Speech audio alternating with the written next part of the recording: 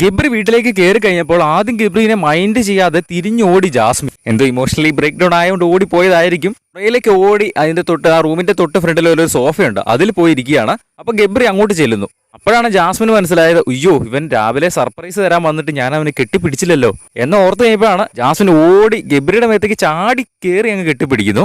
Jasmine സത്യം പറഞ്ഞാൽ ഞെട്ടിപ്പോയി.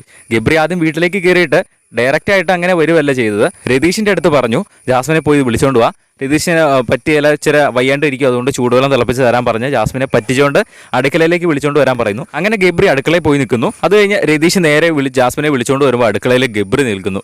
ജാസ്മിൻ അങ്ങ് സർപ്രൈസ് ആയി പോയില്ലേ, എന്തോ പെട്ടെന്ന് അങ്ങ് മനസ്സിൽ താങ്ങാൻ പറ്റിയില്ല. അതുകൊണ്ട് പെട്ടെന്ന് തന്നെ പുറയിലേക്ക് അങ്ങ് ഓടിക്കളഞ്ഞു, ഓടിച്ചെന്നൊരു സോഫയിൽ പോയി ഇരുന്നു. അന്നേരമാണ് ഗബ്രി വീണ്ടും അടുത്തേക്ക് ചെന്ന് പിന്നെ ഓടിച്ചെന്ന് കെട്ടിപ്പിടിക്കുന്നത്.